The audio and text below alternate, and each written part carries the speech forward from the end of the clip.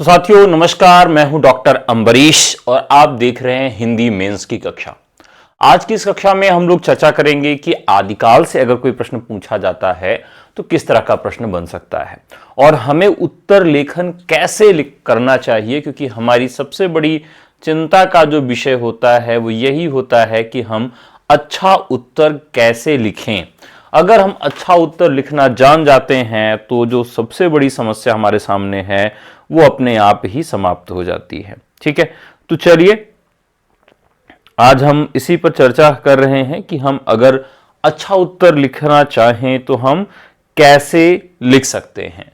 इसके अलावा अगर हम आदिकाल एक टॉपिक चुने तो आदिकाल से कितने सवाल पूछे जा सकते हैं और आदिकाल के सवालों की तैयारी हमको कैसे करनी होगी। ठीक है, तो ये पूरी चीज़ें आज के इसी क्लास में, इसी एपिसोड में हम लोग करेंगे। और जितने भी साथी अभी तक जुड़ चुके हैं सबका स्वागत है और आशा करता हूं कि आप सबकी तैयारी चल रही होगी। और ये वीडियो आप सबका अगर चल रहा है तो कृपया आप सब फटाफट लाइक कर दीजिए। तो साथियों नमस्कार, मैं हूं डॉक्टर अंबरीश और आप चलिए, तो वीडियो में आवाज आ रही है, क्लियर हो गया है, ठीक है। तो आज हम लोग सबसे पहले जिस टॉपिक पर चर्चा करने वाले हैं वो टॉपिक है आदिकाल। देखिए, आदिकाल में अगर सवाल पूछा जाता है तो वो किन टॉपिक से पूछा जाएगा। आदिकाल में केवल 6 टॉपिक्स ऐसे हैं, अगर जिसकी तैयारी आप कर लीजिए तो सारी समस्या अपने आप समाप्त हो जाएगी। कितने टॉपिक ऐसे हैं? 6 टॉपिक ऐसे हैं, उसी से सारे सवाल आपके बनते हैं। देखते हैं कि वो 6 टॉपिक्स आपके कौन से हैं और फिर उसके बाद जो सबसे महत्वपूर्ण टॉपिक है जिससे सवाल बनेगा उसकी भी हम आज यहां पर बात करेंगे। सबसे पहला जो टॉपिक है साथियों, चारण या रासो साहित्य। चारण या रासो साहित्य, सिद्ध या बौद्ध साहित्य। सिद्ध या बौद्ध साहित्य, रास या जैन साहित्य। ठीक है, यहां पर रास हो गया। नाथ या शैव साहित्य। लौकिक साहित्य,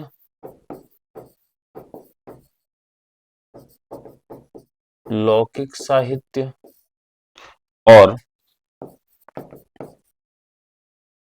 अपभ्रंश साहित्य। ये हमारे टॉपिक्स हैं। अगर हम आदिकाल की तैयारी कर रहे हैं तो आदिकाल में ये 6 टॉपिक्स ऐसे हैं जहां से सवाल बनते हैं और बनेंगे। ठीक है, अब एक एक सवाल की प्रवृत्तियां, विशेषताएं, महत्वपूर्ण रचना, रचनाकार, उस वहां का सांस्कृतिक, साहित्यिक, राजनीतिक, धार्मिक परिस्थिति, इस तरह का जो सवाल है वह बन सकता है इन 6 टॉपिक से। ठीक है, तो अब आपकी परीक्षा में अलग अलग तरह के सवाल बनते हैं। सवाल कुछ भी बने, लेकिन इसमें हमें सबसे ज्यादा जो आवश्यक है कि हम किसी सवाल में कम कैसे लिखें। तो इसके लिए एक टेक्निक मैं आज आपको बता देता हूं। उसके पहले आप सबको बता दूं कि यदि आप हमसे जुड़कर मेंस की तैयारी करना चाहते हैं तो आपको व्हाट्सएप करना पड़ेगा। नंबर है 9628959237 नंबर पर। यदि आप ऑफलाइन भी जुड़कर हमसे तैयारी करना चाहें या ऑफलाइन आकर केवल मॉडल पेपर ही आप सॉल्व करना चाहते हैं, प्रैक्टिस बैच ही लेना चाहते हैं, तो उसकी भी व्यवस्था है। ठीक है, इसके अलावा निःशुल्क मेंस का बैच है जिसमें कुछ महत्वपूर्ण वीडियोस और नोट्स आपको प्रोवाइड कराए जाते हैं।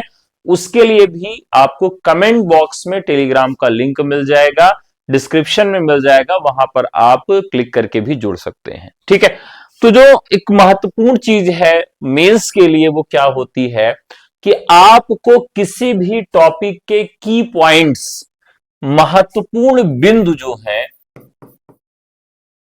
महत्वपूर्ण बिंदु आपको याद करने हैं। यानी अब आपका मान लीजिए टॉपिक आ जाता है नाथ साहित्य। कौन सा टॉपिक आ जाता है? नाथ साहित्य। तो आपको व्यक्तिगत रूप में मैं ये काम नहीं कराऊंगा, ये काम आपको करना है कि पूरे नाथ साहित्य में आप कम से कम 10 बिंदु, कितने बिंदु? 10 बिंदु आप ऐसे याद कर लें जिससे कोई भी सवाल पूछा जाए नाथ साहित्य में, चाहे वो छोटा सवाल हो या बड़ा सवाल हो, आप उन 10 बिंदुओं को डिस्क्राइब कर दे तो आपका उत्तर पूर्ण हो जाए। अब इसी 10 जो आपके पॉइंट्स हैं, बिंदु हैं, इन बिंदुओं को स्पष्ट करने के लिए एक दो आलोचनात्मक कथन, एक दो आलोचनात्मक कथन और एक दो आपको काव्य पंक्तियां भी याद होनी चाहिए। तो एक दो आपने काव्य की पंक्ति याद कर ली और एक दो आपने आलोचनात्मक कथन याद कर लिए। 10 की पॉइंट्स, 10 की पॉइंट्स आपने याद कर लिए। अब इससे क्या होगा कि आप नाथ साहित्य से संबंधित कोई भी सवाल आएगा, आप उस सवाल के अकॉर्डिंग सारी चीजों को लिख सकेंगे। ठीक है, क्योंकि हमें कितनी भी तैयारी करनी हो, हम कितनी भी तैयारी कर लें, लेकिन आयोग जो उत्तर पूछेगा उस उत्तर का जवाब जो है हमें अपने तरीके से देना होगा। ठीक है, तो हमारे पास कोई ऑप्शन नहीं कि हम पहले से ही तैयारी करके रखें। तो इससे बेहतर है कि हम इस तरह से कुछ की पॉइंट्स बना लेंगे, बिंदुओं के आधार पर वो शॉर्ट नोट्स भी हो जाएगा और आप समय कम रहने के बावजूद भी उसको क्विक रिवीजन भी कर पाएंगे और एक अच्छा उत्तर भी वहां से लिखा जा सकेगा। क्लियर है सबको? चलिए, बहुत अच्छी बात है। अब हम शुरू करते हैं आज की क्लास। इस क्लास में कुछ प्रश्न हो चुके हैं और आज एक प्रश्न यहां पर आपका हम और करवाने चल रहे हैं। ठीक है, एक प्रश्न यहां हम आपको और करवाने चल रहे हैं। प्रश्न क्या है? नाथ साहित्य में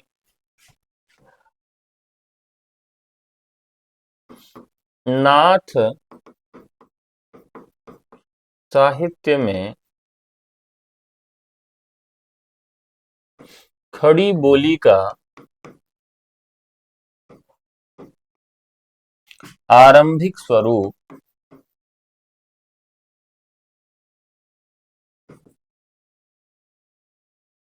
मिलता है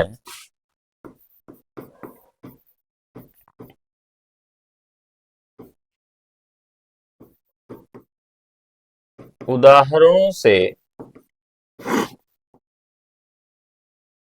स्पष्ट करें। अब पेपर कोई भी हो, एक सवाल तो बिल्कुल तय है आना। कौन सा सवाल? नाथ साहित्य से। तो नाथ साहित्य से सवाल आना तय है, तो फिर हम नाथ साहित्य से तैयारी भी कर लें ना। नाथ साहित्य से एक सवाल आना बिल्कुल तय है। अब नाथ साहित्य से कैसा सवाल पूछा जाएगा? तो कुछ सवाल आपको मैं पहले भी लिखा चुका हूं नाथ साहित्य संबंधित, और एक सवाल जो है आज आप यहां और देख रहे हैं।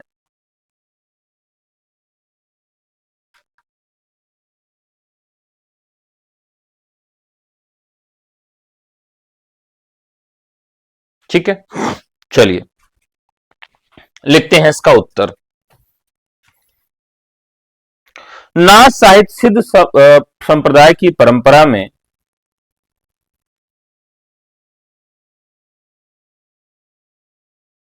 नाथ साहित्य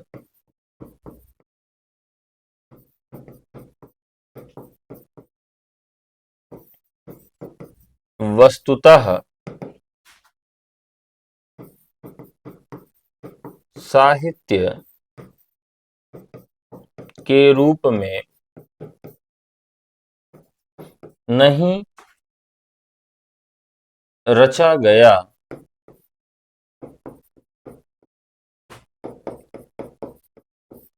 नाथ साहित्य का उदय सिद्ध साहित्य के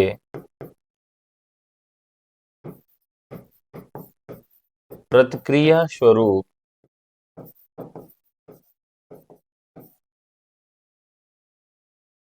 हुआ माना जाता है। अपने मत के प्रचार प्रसार के लिए नाथों ने जो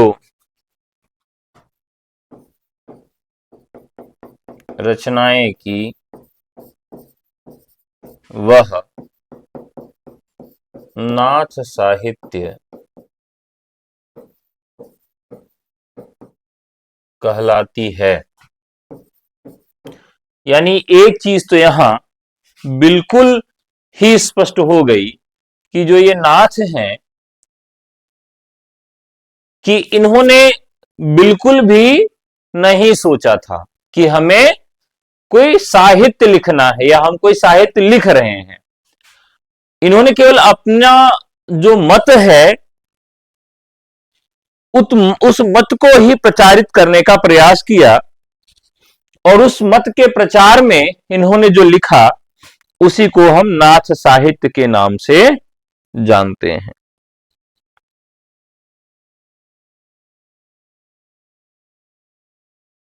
ठीक है। नाथ साहित्य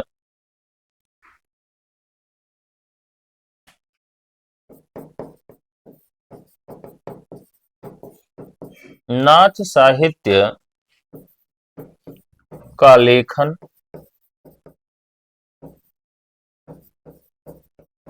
मुख्यतः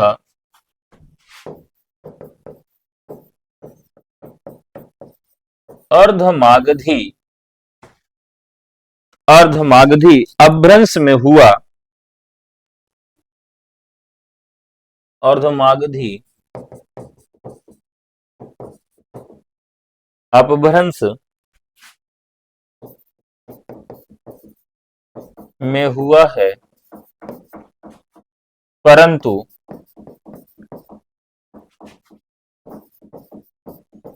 खड़ी बोली का स्वरूप अर्धमागधी अपभ्रंश के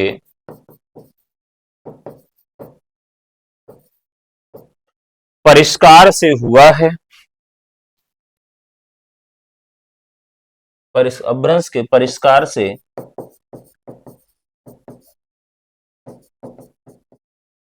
हुआ है।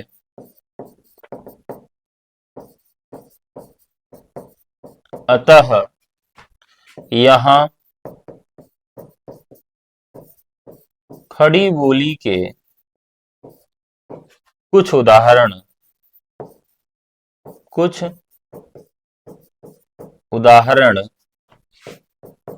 मिल जाते हैं। ठीक है। यानी सीधे तौर पर खड़ी बोली में इस साहित्य की रचना नहीं होती, लेकिन कुछ उदाहरण खड़ी बोली के हमें यहां पर मिल जाते हैं। ठीक है। अब हम अपनी बात को स्पष्ट करने के लिए उदाहरण देंगे। सबसे बेस्ट वे यही है कि आप अपनी बात को स्पष्ट करने के लिए उदाहरण दें ना। चलिए उदाहरण देते हैं। यथा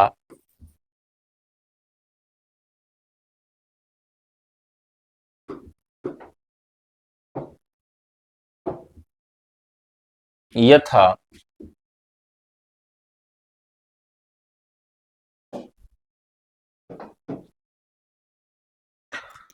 नौ लखी पातरी आगे नाचे।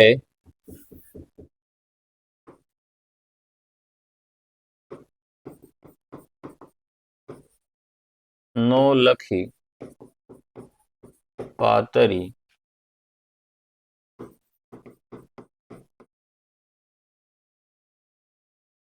आगे नाचे, पीछे सहज अखाड़ा।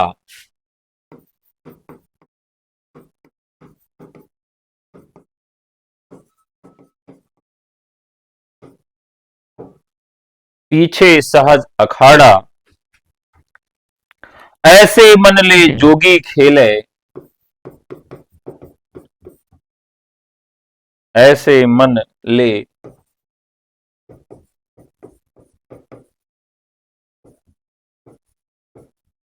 जोगी खेले, तब अंतरि बसे भंडारा।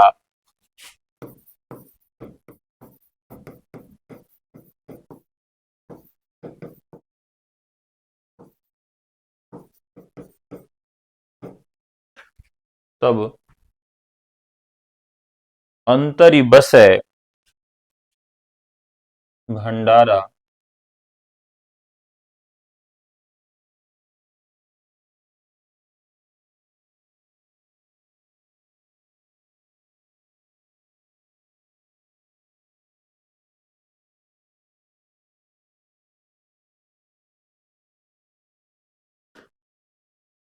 ठीक है। नौ लखी पातरी आगे नाचे, पीछे सहज अखाड़ा, ऐसे मन ले जोगी खेले, तब अंतरि बसे भंडारा।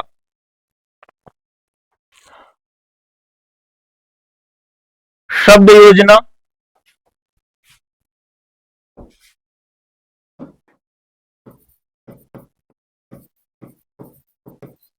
इन पंक्तियों की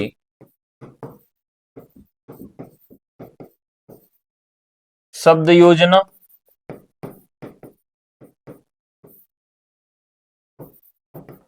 आकारांत, आकारांत एवं ईकारांत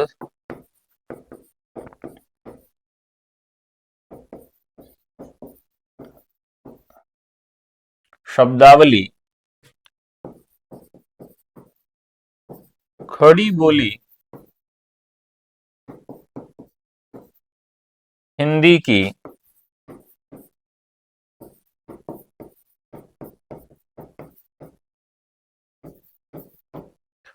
खड़ी बोली हिंदी की विशेषता है।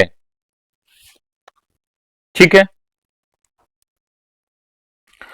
जोगी सोई जागिए, जगते रहे उदास। जोगी सोई जागिए,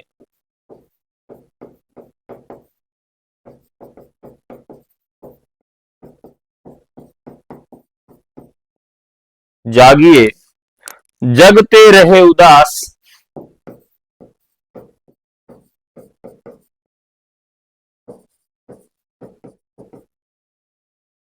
जगते रहे उदास, तत निरंजन पाइए।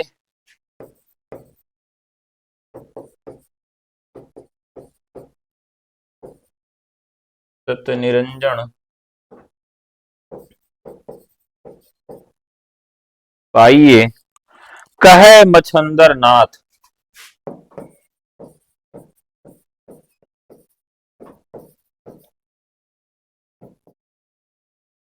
कहे मछंदर नाथ।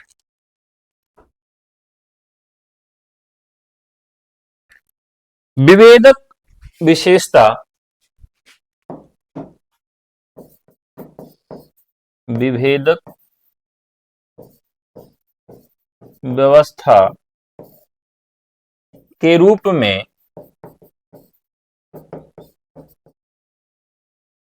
खड़ी बोली हिंदी,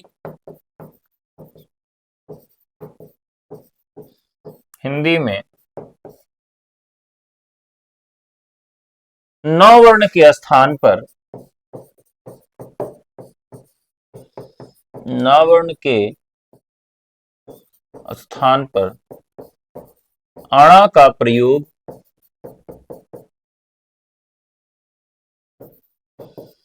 किया जाता है,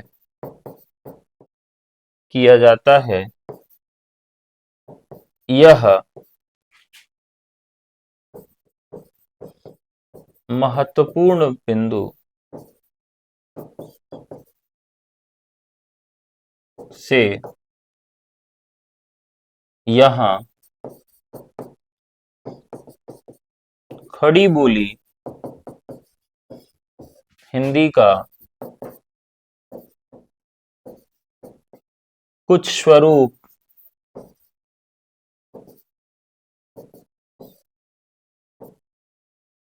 कुछ स्वरूप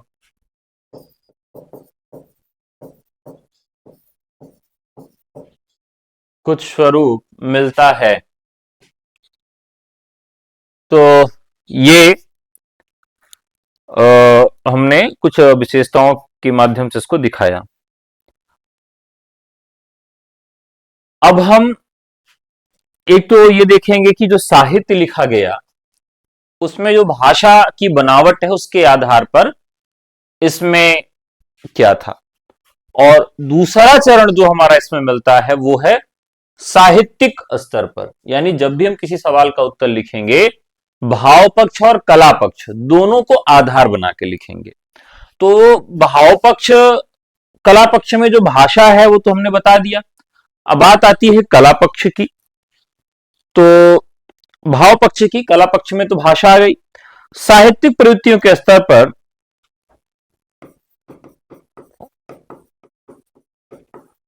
साहित्यिक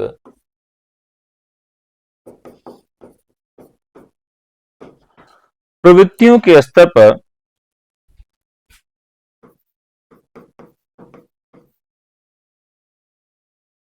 बाह्य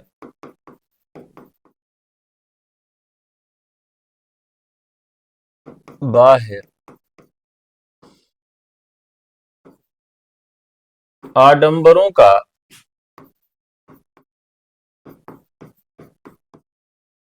बाह्य आडंबरों का विरोध वर्ण व्यवस्था का विरोध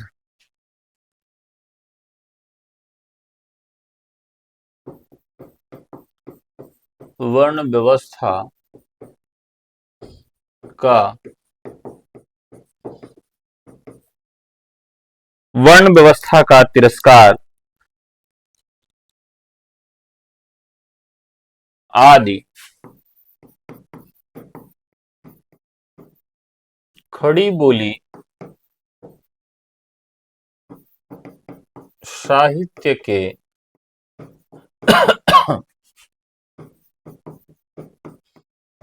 तत्वों को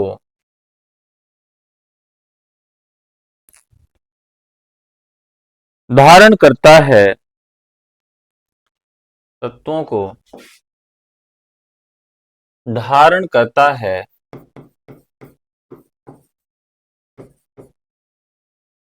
जो आधुनिक काल की भारतेंदु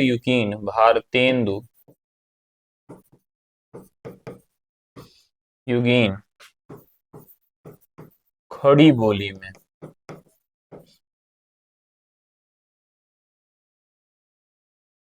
खड़ी बोली हिंदी में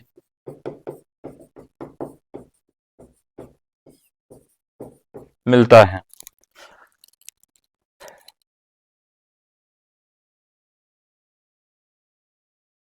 परंतु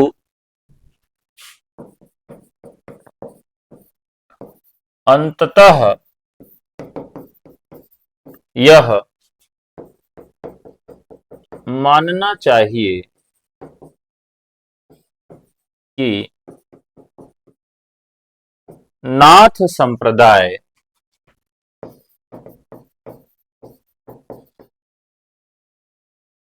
में खड़ी बोली हिंदी का गद्य, हिंदी का गद्य आरंभिक रूप में ही मिलता है, जिसका परिष्कार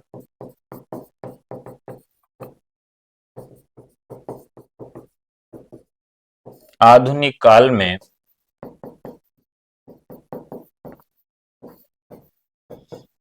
आधुनिक काल में होता है। कतिपय आलोचक नाथों को खड़ी बोली गद्य का आरंभकर्ता भी मानते हैं। तो साथियों, ये जो सवाल है ये पूर्ण हो गया। देखिए, ऐप पर जो क्लास चलती है वो भी 10 बजे चलती है, और कभी कभी ये क्लास ऐप पे न चल के पब्लिक चल जाती है, तो उसका भी टाइम जो है वह 10 बजे का ही है, यानी 10 बज के 10 मिनट से ये क्लास शुरू हो जाती है। ठीक है। अब ये नाथ संप्रदाय जो है ये काफी ज्यादा महत्वपूर्ण है।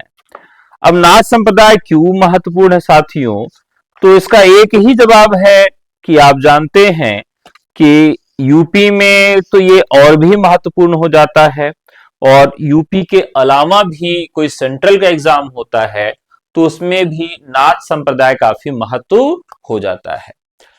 ठीक है। देखिए, नाथ संप्रदाय हो या सिद्ध संप्रदाय हो, दोनों की आइडियोलॉजी आपको मालूम होनी चाहिए, विचारधारा मालूम होनी चाहिए।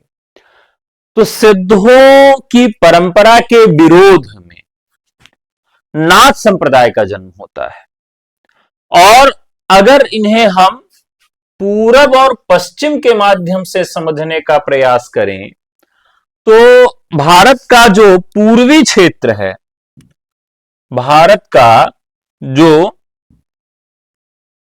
पूर्वी क्षेत्र है, भारत का जो पूर्वी क्षेत्र है, इस पूर्वी क्षेत्र में किसका वर्चस्व रहा है, तो यहां सिद्धों का वर्चस्व रहा है। और भारत का जो पश्चिमी क्षेत्र रहा है, यहां पर किसका वर्चस्व रहा है, तो नाथों का रहा है। और ये नाथों का जो वर्चस्व है यह पश्चिम के कई क्षेत्रों में, कई राज्यों तक विस्तृत था। अब जैसे ये राजस्थान आप देखेंगे तो राजस्थान में भी एक बड़ी परंपरा मिलती है। राजस्थान से ही जुड़ा भाग है गुजरात, तो गुजरात में भी नाथों की एक बृहद परंपरा देखने के लिए मिलती है। और सिद्धों में ये जो पूर्वांचल का बेल्ट है आपका, पूर्वी भाग जो है भारत का, वहां से कई चीजें हमें देखने के लिए मिलती हैं। ठीक है। तो ये एक यहां पर स्ट्रक्चर है जो हमें समझना पड़ेगा। चलिए आगे बढ़ते हैं। अब एक और महत्वपूर्ण सवाल लेते हैं और समझने का प्रयास करते हैं कि अगर इस तरह का सवाल पूछा जाए तो क्या जवाब देना पड़ेगा। सवाल मान लीजिए पूछ लिया जाए, पूछा जाए नाथ साहित्य, पूछा जाए नाथ साहित्य का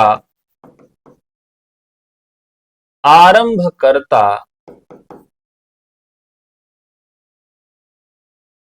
कौन था, कौन था, उदाहरण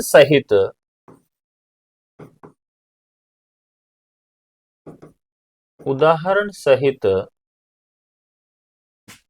स्पष्ट करिए।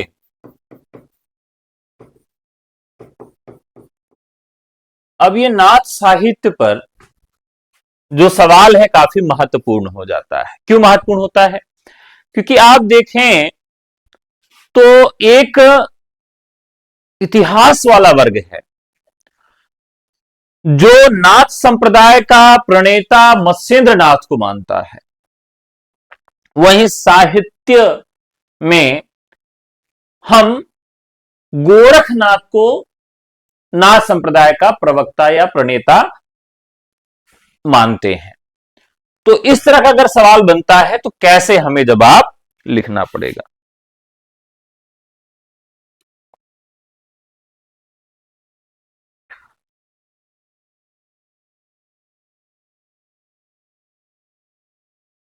मत्स्येंद्र नाथ के शिष्य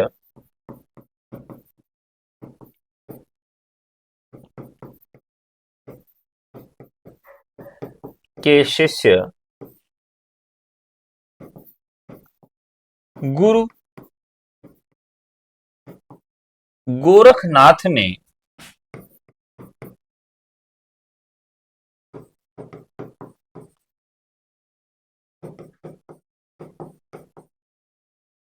गुरु गोरखनाथ ने सिद्ध साहित्य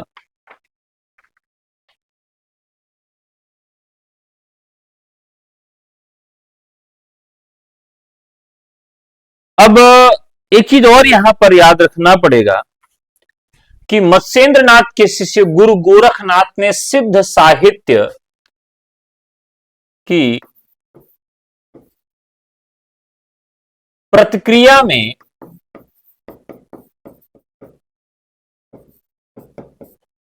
में नाथ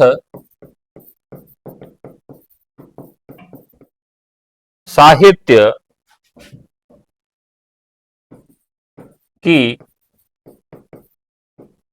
पृष्ठभूमि रखी।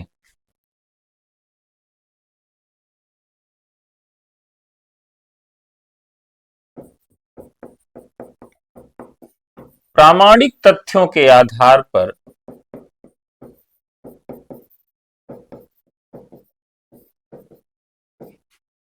कुछ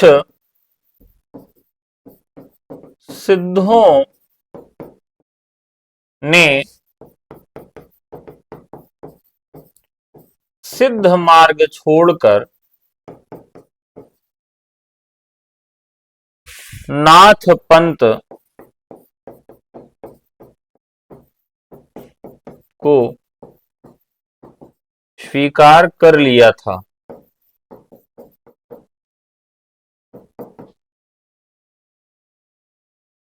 कल मैंने एक चीज बताई थी नाथ संप्रदाय के विषय में,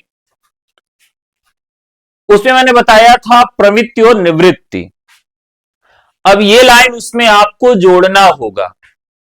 अब मैं उसको आज नहीं लिखा रहा हूं कि प्रवृत्ति मार्ग से निवृत्ति मार्ग की ओर जाता है नाथ साहित्य, कि निवृत्ति मार्ग से प्रवृत्ति मार्ग की ओर जाता है।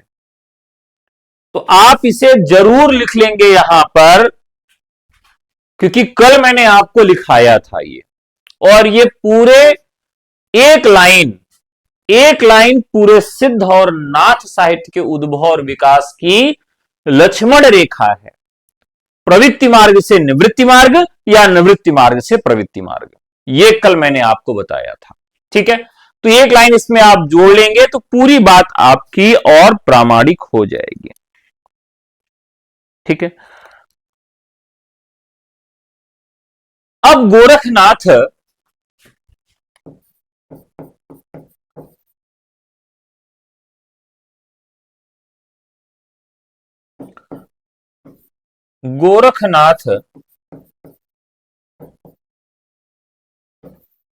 का समय हजारी प्रसाद द्विवेदी, 9वीं शताब्दी एवं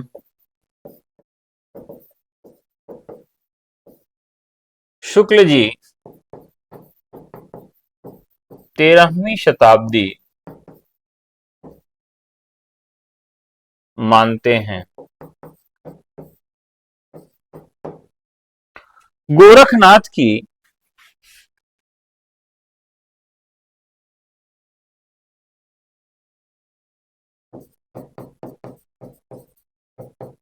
गोरखनाथ की गोरखनाथ की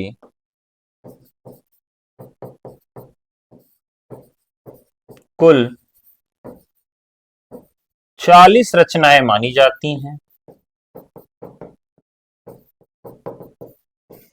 मानी जाती हैं, परंतु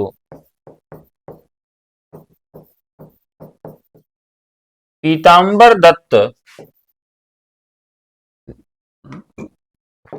परंतु पीताम्बर दत्त बड़थवाल ने बड़थवाल ने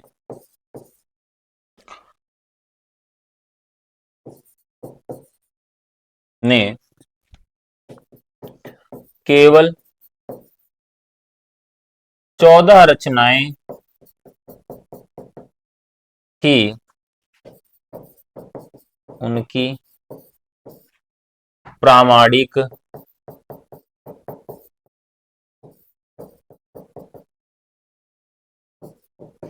मानी है। केवल 14 रचनाएं ही उनकी प्रामाणिक मानी हैं।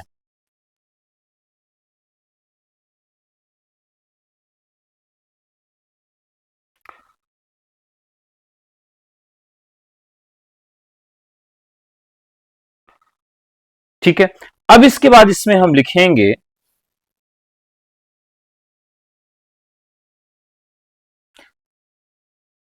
अब गोरखवाणी के नाम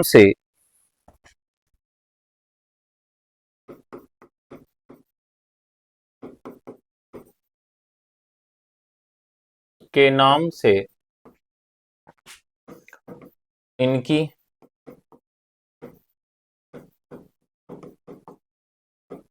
रचनाओं का संकलन संपादित है। संपादित है। इनमें से कई रचनाएं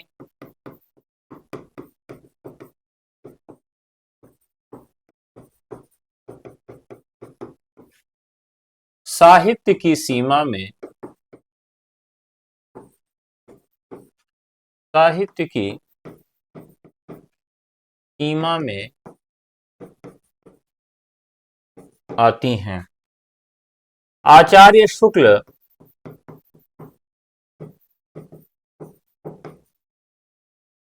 इसे सांप्रदायिक साहित्य की कोटि में रखकर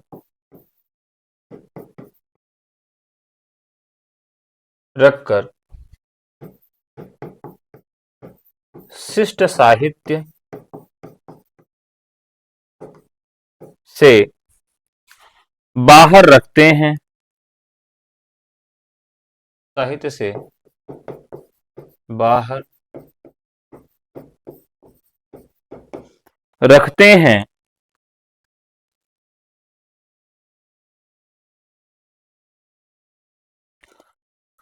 परंतु हजारी प्रसाद द्विवेदी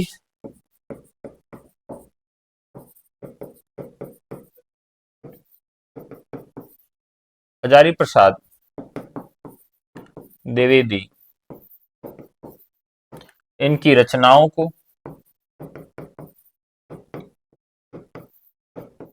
साहित्य की कोटि में, साहित्य की कोटि में रखने की पक्षधरता करते हैं। जीवन की अनुभूतियों का सघन चित्रण होने के कारण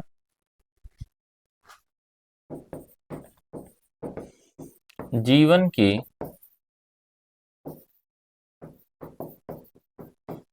अनुभूतियों का सघन चित्रण होने के कारण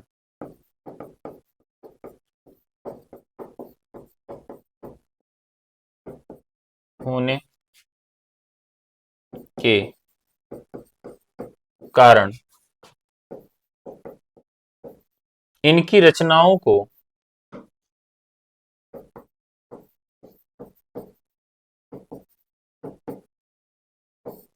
इनकी रचनाओं को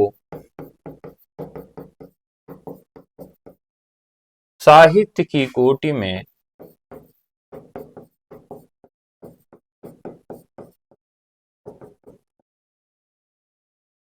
साहित्य की कोटि में रखना उचित है।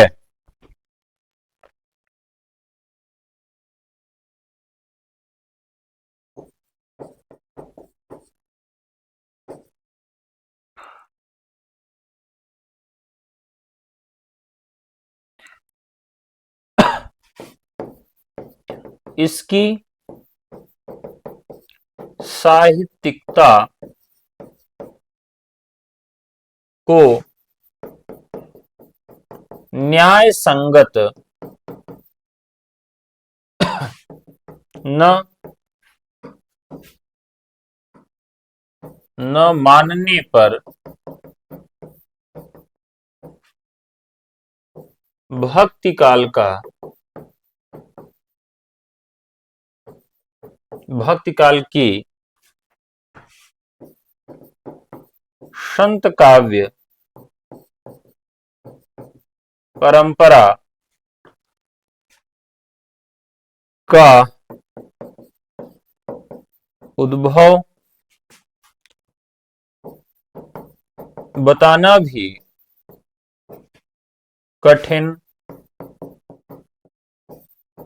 हो जाएगा। यानी जो भक्ति काल का संत काव्य परंपरा है वह नाथ साहित्य से ही प्रभावित है। बहुत सारे तत्व उनके मिलते हैं वहां पर। अब इनकी जो रचनाएं हैं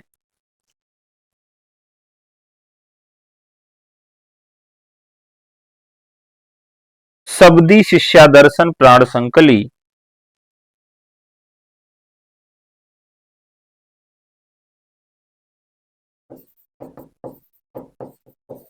सबदी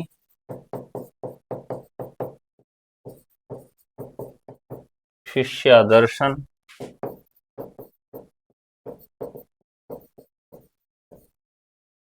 सबसे जो चर्चित रचना इनकी है, जो प्रामाणिक है, वो सबदी है।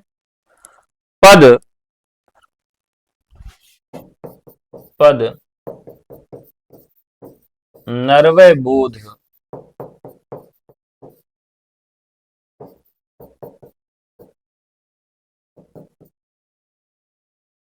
नरवय बोध, आत्मबोध,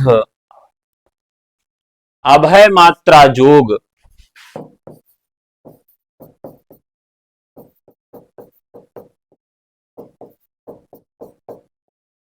ये हो सकता है कि उस समय जब आप इस तरह का प्रश्न लिखने के लिए आए तो आप सबका नाम न जानते रहें, तो कुछ का नाम जो याद आए वो आप लिख सकते हैं। अभय मात्रा जोग 15 तिथि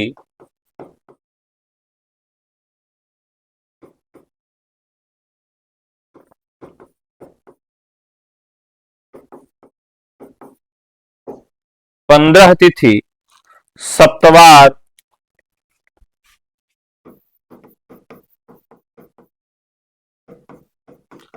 रोमावली,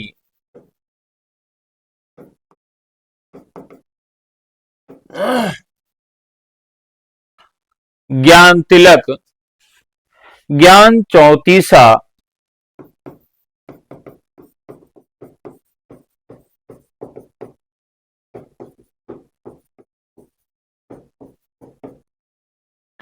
पंचमात्रा। इसके अलावा संस्कृत में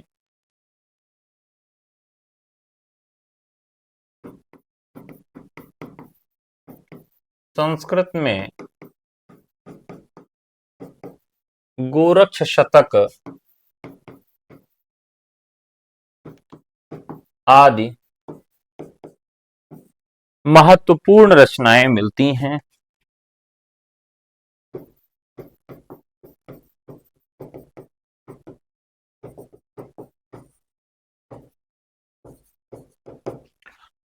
आदि महत्वपूर्ण रचनाएं मिलती हैं। इन रचनाओं में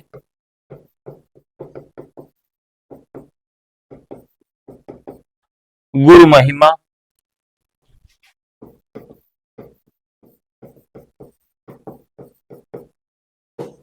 इंद्रिय निग्रह,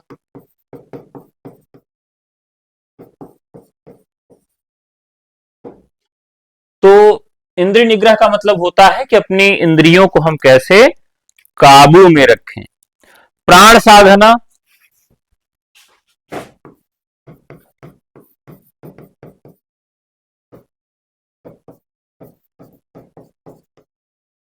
प्राण साधना,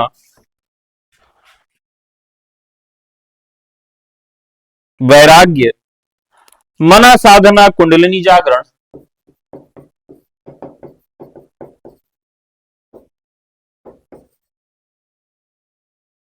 कुंडलिनी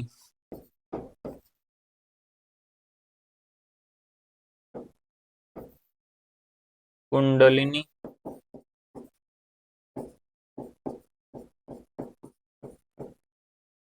कुंडलिनी जागरण, शून्य समाधि,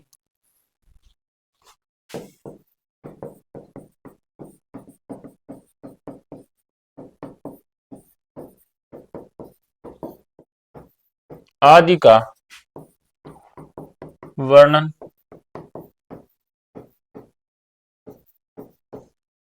आदि का वर्णन मिलता है। इन विषयों में नीति और साधना की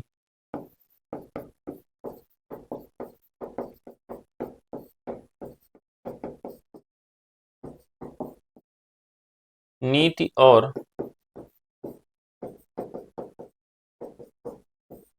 साधना की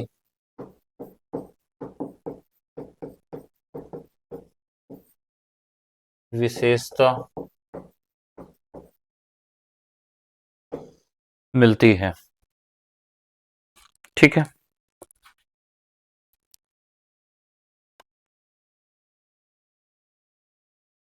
गोरखनाथ ने हठयोग उपदेश दिया था।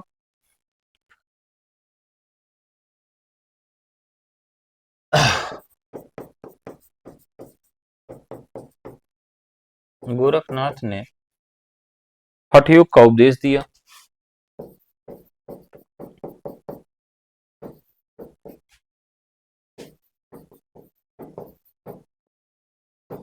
उपदेश दिया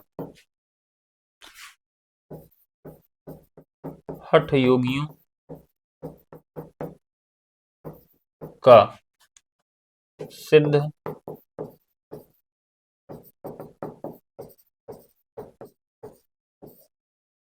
सिद्ध सिद्धांत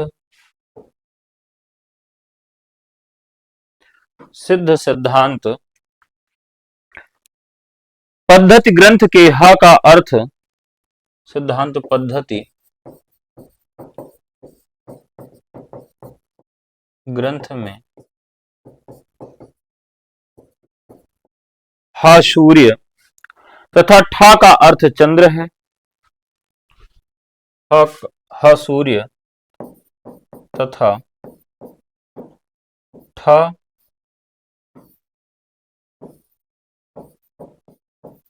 चंद्र है, इन दोनों का योग ही हठ योग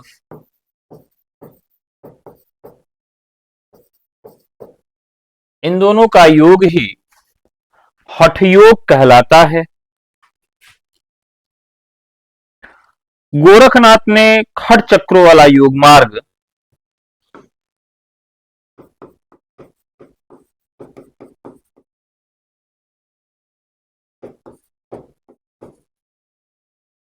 खट चक्रों वाला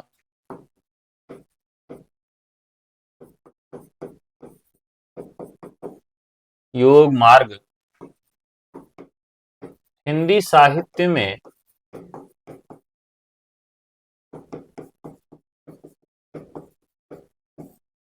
साहित्य में चलाया। इस मार्ग में विश्वास करने वाला हठयोगी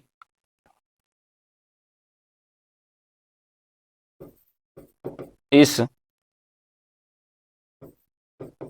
मार्ग में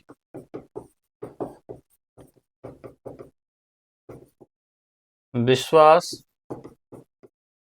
करने वाला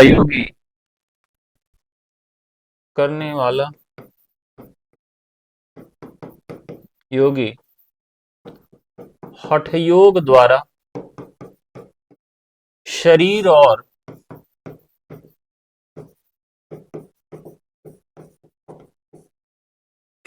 और मन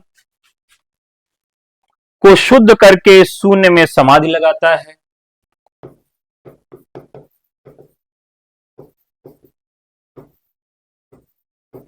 शुद्ध करके शून्य में समाधि लगाता है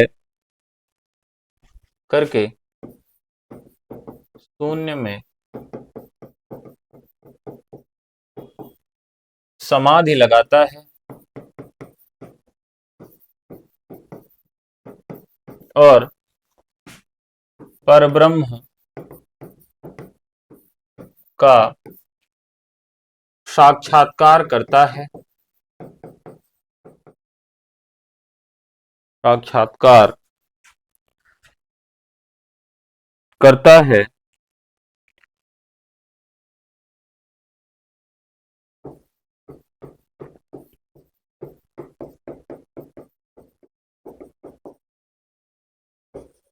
गोरखनाथ कहते हैं,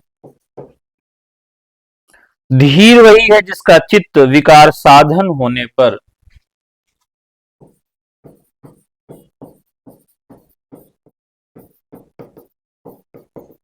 जिसका चित्त विकार साधन होने पर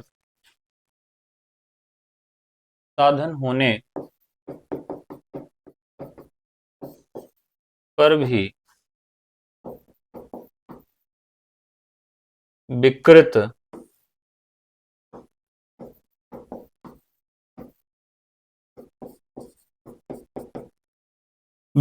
न हो। अब देखिए, जैसे नाथ पंथ के कुछ उदाहरण हैं, उन उदाहरणों को मतलब दो चार याद कर लीजिए और हर जगह लगभग वो काम कर जाएंगे।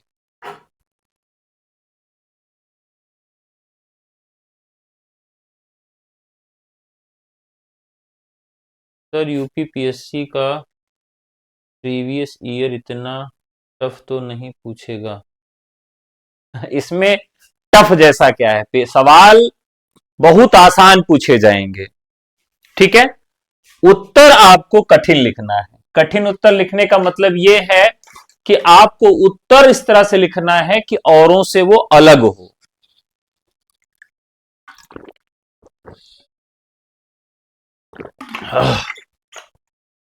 अब अगर गोरखनाथ का परिचय देते हुए उनकी रचनाओं और उनके सिद्धांत की विवेचना करिए, ये सवाल पूछ लिया जाए तो इसमें क्या कठिन है? कुछ कठिनाई है? गोरखनाथ पर अगर मेंस में सवाल पूछ लिया जाए तो इसमें कोई कठिनाई है? कोई कठिनाई नहीं है। तो हम तो गोरखनाथ पर ही बात कर रहे हैं। तो 9 लख पातर आगे नाचे पीछे सहज अखाड़ा। एक उदाहरण याद कर लीजिए, हर जगह काम कर जाएगा। पातर आगे नाचे पीछे सहज अखाड़ा।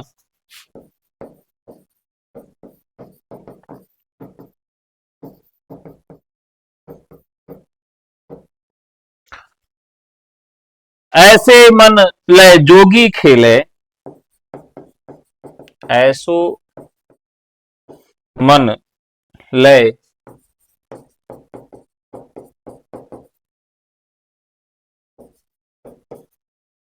जोगी खेलो, तब अंतरि बसे भंडारा। तब अंतरि बसे भंडारा। अब ये एक सामान्य सी पंक्ति है जो हर जगह आपके काम देगी। मूर्त जगत में अमूर्त के स्पर्श को व्यक्त करते हुए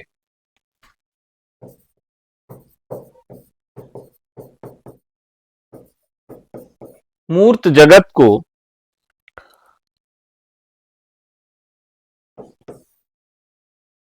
यहां लिख लेते हैं, मूर्त जगत में अमूर्त के स्पर्श को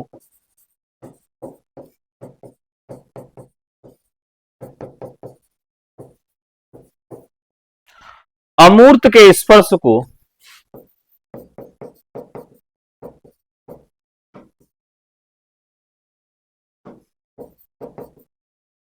अब देखिए ये बहुत ही सिंपल है, इससे आसान अब आपसे सवाल नहीं पूछा जाएगा।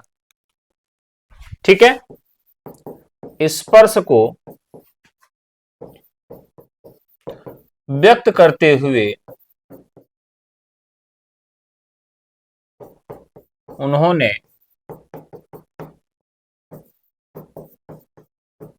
लिखा। क्या लिखा? अब ये भी पंक्ति लगभग लोगों को याद है। ऐसी पंक्तियों को आप याद करिए जो आप लगभग कभी न कभी उसका प्रयोग करते रहते हैं। अंजन माही निरंजन भेट्या, अंजन माही निरंजन भेट्या, तिलमुख भेट्या तेलम,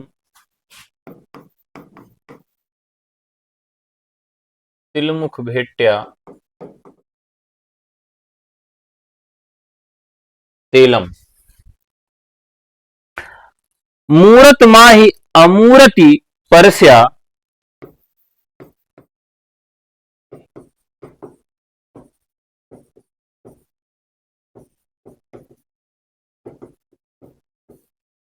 अमूरत परस्या भया निरंतरी खेलम।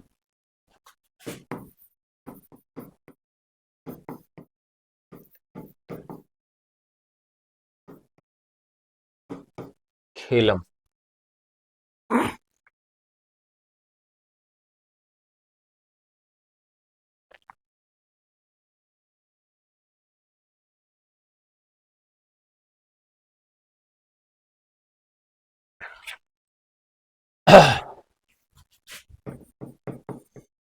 नाथ संप्रदाय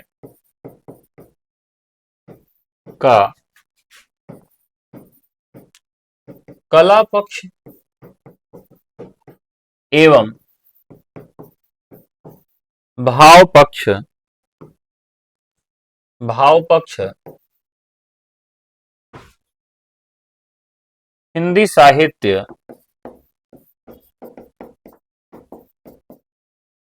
के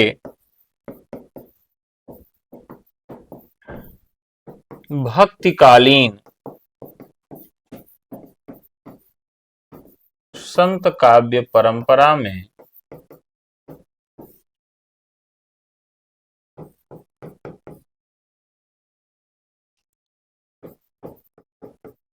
वैचारिक एवं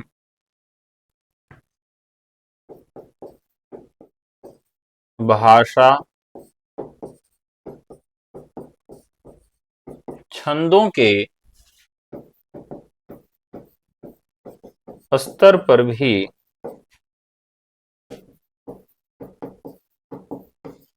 प्रभावित किया है।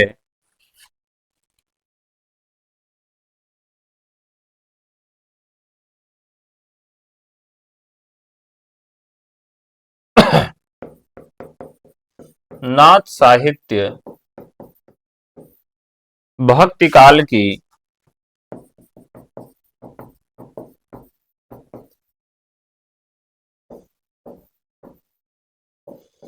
कई प्रवृत्तियों का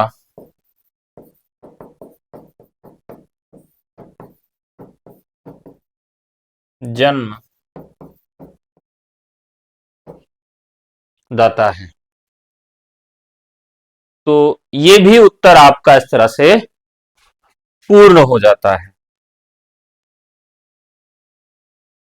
ठीक है, ये भी उत्तर आपका पूर्ण हो गया।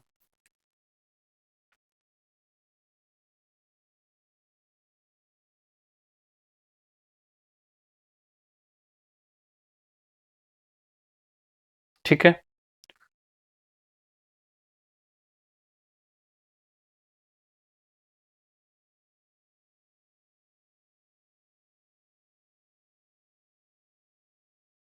कुछ और सवाल जो है नाथ संप्रदाय से अगर पूछा जाए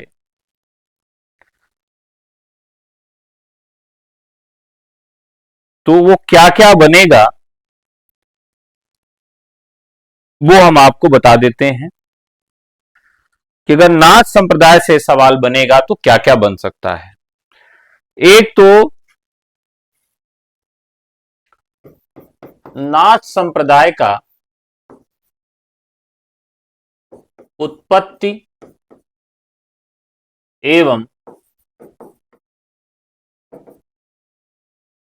विकास,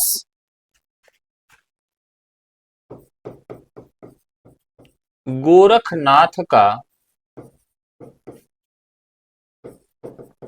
समय एवं नाथ परंपरा में उनका स्थान, दार्शनिक आधार, साधना पद्धति,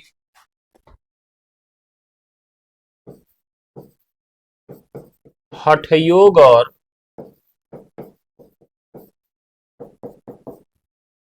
शैव मार्ग,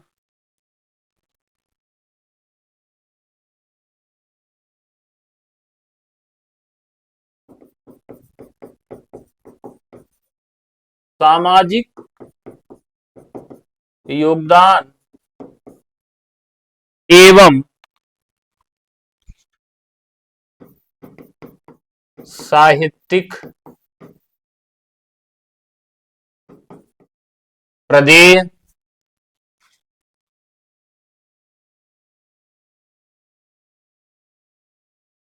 और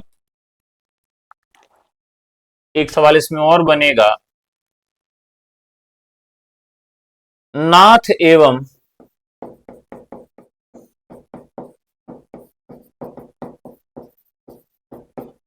सिद्धों में अंतर।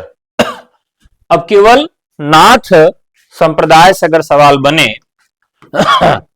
तो इतने सवाल बन सकते हैं।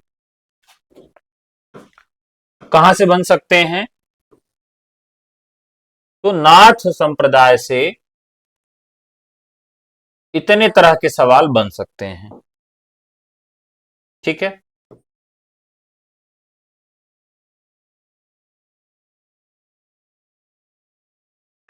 तो अब इतने सवालों को शॉर्ट में अगर हम देखें कि अगर ये सवाल पूछ लिया जाए तो हम क्या जवाब देंगे।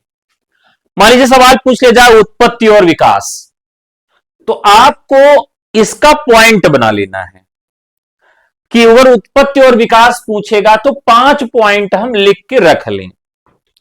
उत्पत्ति कैसे हुई? तो जो सिद्ध परंपरा थी, उस सिद्ध परंपरा में जो अतिचार था, जो भोग वाली इनकी प्रवृत्ति थी, इंद्रिय भोग जो था, प्रवृत्ति मार्ग के विरुद्ध निवृत्ति मार्ग की स्थापना, यह भी पूछा जा सकता है। प्रवृत्ति मार्ग के विरोध में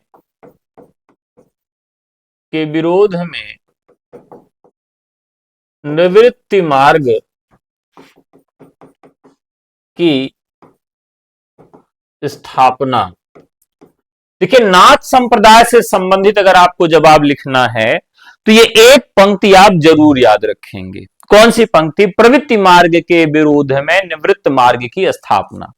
यानी इसका उत्पत्ति और विकास ये हो गया कि सिद्धों के यहां जो पंचमकार की व्यवस्था थी, जो उन्होंने योगिनियों के माध्यम से पंचमकार के सेवन से, पंचमकारों को साधन मान के उन्होंने अतिचार फैला दिया था, उसके विरोध में यह परंपरा शुरू होती है। सामाजिक योगदान एवं साहित्यिक प्रदेय क्या था? तो जिस प्रकार से समाज में भोग विलास अतिव्याप्त हो गया था, उसको इन्होंने एक प्रकार से बंद करने का प्रयास किया, लेकिन इसकी एक सीमा भी है कि ये नारी को हे दृष्टि से देखते थे, गृहस्थ आश्रम को हे दृष्टि से देखते थे। ये नाथ संप्रदाय की एक सीमा भी है। सामाजिक योगदान में उस समय इस्लाम का आक्रमण हो चुका था और ज्यादातर लोग इस्लाम को कबूल ले रहे थे, और जो इस्लाम को नहीं कबूल रहे थे मारे जा रहे थे। लेकिन इस्लाम के विरोध में यह संप्रदाय खड़ा होता है, क्योंकि ये निरीश्वरवादी थे, किसी साकार ब्रह्म की उपासना नहीं करते थे। तो मुसलमान उसी को मुसलमान बनाते थे जो साकार ब्रह्म का उपासक हो। तो ये साकार ब्रह्म के उपासक थे ही नहीं, तो इनको छोड़ देते थे कि जाने दो यार, ये तो पहले से ही भगवान को नहीं मानते हैं, तो मैं क्यों इनको अल्लाह को मानने के लिए विवश करूं। तो जितने लोग नाथ संप्रदाय को स्वीकार कर लेते थे, उनके ऊपर से इस्लामिक तौर पर जो दबाव था मुस्लिम बनने का, वो हट जाता था। साहित्यिक प्रदेय क्या है? तो इन्होंने खड़ी बोली में गद्य लेखन किया, इन्होंने उलटवासियों का प्रयोग किया, इनके यहां अंत साधनात्मक भाषा जो सिद्धों से चल के आ रही थी उसका भी प्रयोग किया। सांप्रदायिक साहित्य के तौर पर समाज को भी सुधारने का काम किया। तो यह जो साहित्यिक प्रदेय है इनका, वह भी देखने के लिए मिलता है। गोरखनाथ का समय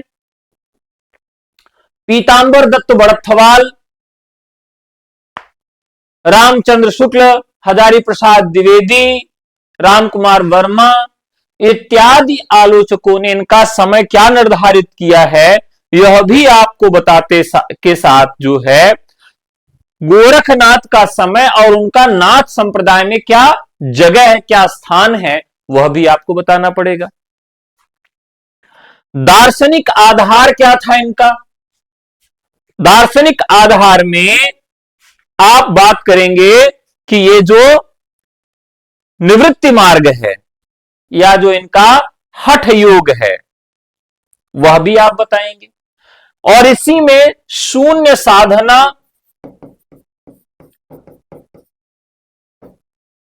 खट चक्र भी इसी में बताएंगे आपकी। खट चक्रों का इनका क्या था, शून्य साधना क्या थी इनकी, यानी इनका दार्शनिक आधार क्या था, साधना पद्धति क्या थी इनकी, शैव मार्ग पर किस प्रकार से थे, ये किस प्रकार एक दूसरे लोग जो है वो अपनों को शिव का अवतार कैसे मानते थे। कनफटा योगी का जो कॉन्सेप्ट है वह भी इसी में लगेगा। कनफटा योगी का जो कॉन्सेप्ट है। नाथ एवं सिद्धों में प्रमुख अंतर क्या था? तो ज्यादातर चीजें नाथों और सिद्धों में एक ही मिलती है, बस एक बड़ा अंतर देखने के लिए मिलता है। वह क्या है? नारी को देखने का दृष्टिकोण। ठीक है, तो नारी जो है वह ईश्वर तक पहुंचने का एक साधन थी। कहां पर? सिद्ध संप्रदाय में। लेकिन नाथ संप्रदाय में जब नारी की बात आती है तो नारी के कामुक रूप का वहां पर विरोध किया जाता है। सिद्ध साहित्य में गृहस्थ परंपरा पर उनका कोई ऐतराज नहीं था, लेकिन नाथ संप्रदाय में जब हम आते हैं तो वो इसका विरोध करते हैं और इसे स्वीकार नहीं करते हैं।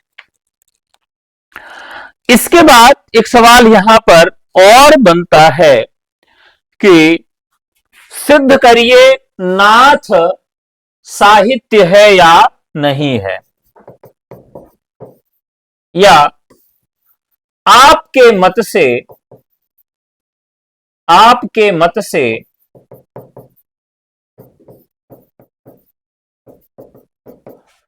नाथ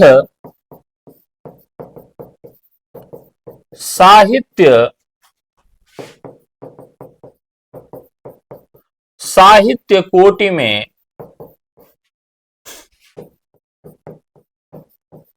रखा जा सकता है या नहीं, मत प्रस्तुत करें। तो ये कुछ सवाल आपको होमवर्क के रूप में दे रहा हूं कि अगर नाथ संप्रदाय से संबंधित कोई भी सवाल आए तो आप जवाब दे दें। और जितनी भी चीजें मैंने आज आपको बताई, अगर नाथ संप्रदाय से संबंधित सवाल बनेगा तो एक भी सवाल इससे बाहर का नहीं पूछा जाएगा। ठीक है, अगर आप हमसे जुड़कर मेंस की तैयारी करना चाहते हैं और अपनी कॉपी लिखकर हमको चेक करवाना चाहते हैं तो आपके पास एक बेहतर अवसर है हमसे जुड़ने के लिए। कैसे जुड़ेंगे? व्हाट्सएप करना है 9628959237 पर। इसके अलावा ये जो पीडीएफ है, बोर्ड पीडीएफ जो मैंने अभी पढ़ाया है, इसको निःशुल्क प्राप्त करना चाहते हैं तो हमारे निःशुल्क टेलीग्राम से जुड़ जाएं, जो डिस्क्रिप्शन में लिंक मिल जाएगा, कमेंट बॉक्स में भी लिंक मिल जाएगा। अब ये कक्षाएं आप एलटी ग्रेड, जीआईसी प्रवक्ता, KVS, NVS, EMRS, GDC mains के लिए प्राप्त कर रहे हैं। ठीक है, यहां पर व्हाट्सएप करके आप हमसे जुड़ सकते हैं। इसके अलावा UP TGT, PGT, BPSC tier 4 और यूजीसी की कक्षाएं भी आपके लिए उपलब्ध हैं। ठीक है, तो ये क्लास आपको कैसी लगी ये हमें कमेंट करके जरूर बताइएगा। ठीक है, आगे भी आपसे मिलते रहेंगे, पढ़ते रहिए, मस्त रहिए, और आपका कोई सुझाव हो तो जरूर बताइएगा। कल आप सबका एक व्हाट्सएप ग्रुप बनाया जाएगा। जिन लोगों ने ऐप पर हमारी कक्षाएं ली हैं, जो ऐप से जुड़े हुए स्टूडेंट्स हैं, उनका एक व्हाट्सएप ग्रुप क्रिएट किया जा रहा है। व्हाट्सएप ग्रुप क्रिएट किया जाएगा और आप उस व्हाट्सएप ग्रुप में जुड़ जाएंगे, आपको लिंक भेजा जाएगा और आप उस ग्रुप से जुड़ जाएंगे तो आपकी कॉपी, दो तरह का बैच था, जिसमें एक बैच ऐसा था जिसमें बच्चे अपनी कॉपी चेक करवा सकते हैं, और एक बैच ऐसा था कि इसमें केवल पढ़ाया जाएगा, प्रैक्टिस कराई जाएगी और मॉडल पेपर लास्ट में आपका 2 चेक कर दिया जाएगा। ठीक है, लेकिन एक बैच ऐसा था कि जिसमें हम आपके चैप्टर वाइज आंसर्स को भी चेक करेंगे। तो उस बैच के बच्चों को व्हाट्सएप ग्रुप से जोड़ दिया जाएगा और आप हमें व्हाट्सएप पर अपना पीडीएफ कॉपी का सॉल्व करके भेजेंगे और वो मैं कॉपी चेक करूंगा और आपको दिखाऊंगा कि इसमें क्या क्या कमियां हैं और क्या सुधार इसमें हो सकते हैं। ठीक है, तो ये सब आपकी व्यवस्था रहेगी बैचेस में। तो चलिए फिर मिलते हैं जल्दी ही, तब तक के लिए नमस्कार, जय हिंद, धन्यवाद।